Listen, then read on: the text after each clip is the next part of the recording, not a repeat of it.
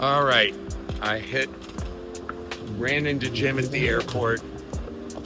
We saved some cheddar on an Uber, and Evan will be proud of us. But we just got to ISTE, finding registration, and then we're gonna go set up our podcast booth and get ready to rock and roll. ISTE hasn't seen Thinkering. They don't know what they're in for.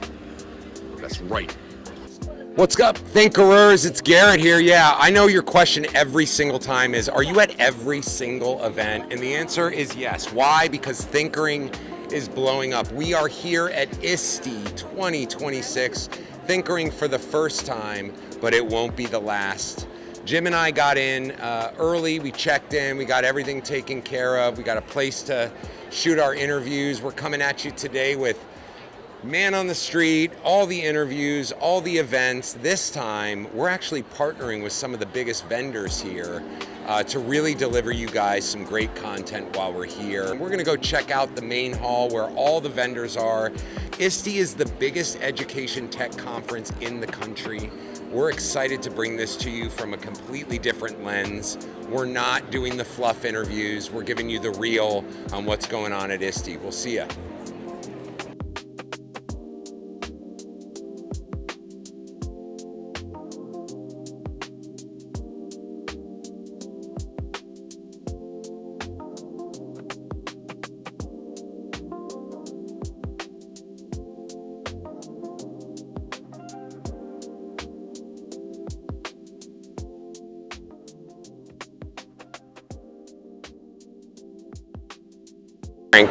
So here we are, guys. We are in the vendor hall. You'll see every single technology company possible here. They're all trying to make a play at education products. We get emails constantly when we come to these events to come and check out their booth, come and check out their technology. The reality is, our goal is to find partners here that are all about humanizing learning, that are about humanizing education, and are about looking at tech and how to leverage it in classrooms to really maximize human moments. So we see all of these vendors here, but a lot of times the issue has been so many different products or so many different vendors, same products. Nowadays, because AI is such a flooded market, we see these kind of skins being built on the same AI. Tatiana, thank you so much for joining us today. What are you looking for in a conference just like this? I think for me, it's conversations with partners that I might not have had an opportunity to work with just yet, that know we're going to be here. So we're in Orlando, Florida, and seek us out to have those conversations. Maybe they heard about us through another partner or another partnership, whatever it might be, or a friend or a colleague, but it's more the connections that I leave here with, and I feel that is the thing that fills my bucket. So many districts are just not engaging with what's happening due to AI being part of the products that are coming into the classrooms. Every product. Being part of everything what students are bringing to the classrooms.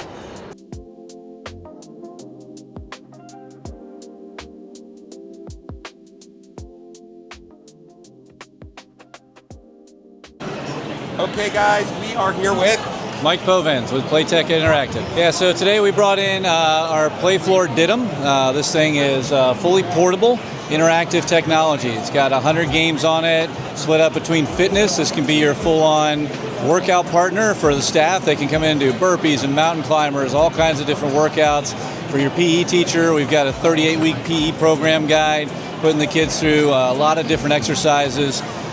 So shuttle runs, doing testing of balance and strength and long jumps. And then we have a whole section of interactive games for learning. You got about a dozen different math games, for example.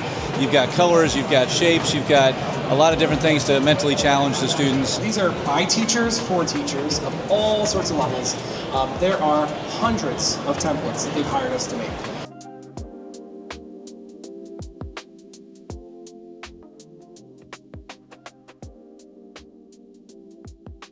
So we have to be, in my opinion, very strict about getting rid of those things that are not necessary. Right. So when I talk about AI with teachers and how they use it, AI absolutely should be used for anything that it can do better than a human being. Absolutely.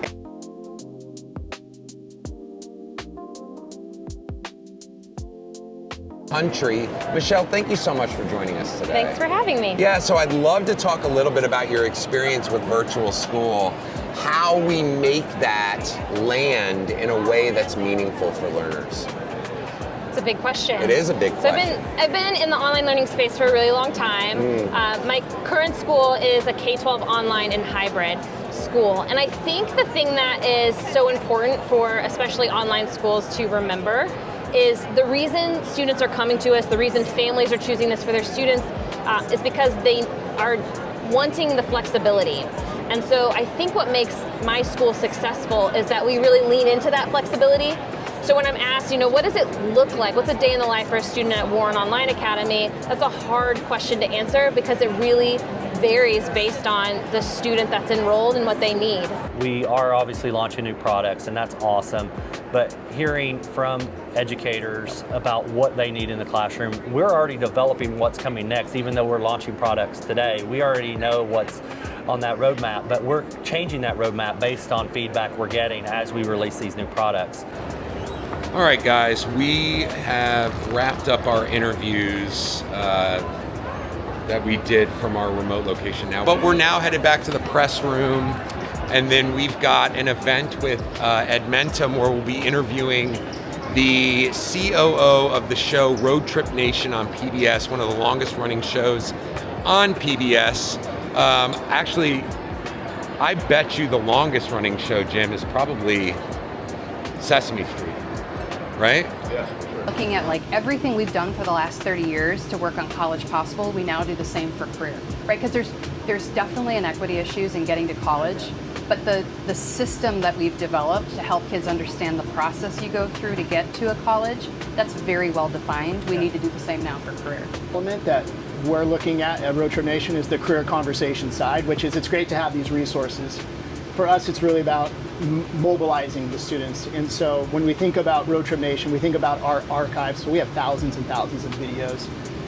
When students engage in that content, they're automatically getting a window to the world of work, so to speak, but it also produces social capital, which means that they see people like them in jobs that they've pursued and they define roads. They're building bridges. They're building bridges. And students then have a sense of self-efficacy that they can actually do something about their future. Yeah. Good morning. Day 2. Just got a workout in. It's 6 a.m. I get up too early. Orlando, we spent some time talking to all the people yesterday. Had a bunch of interviews that went really well.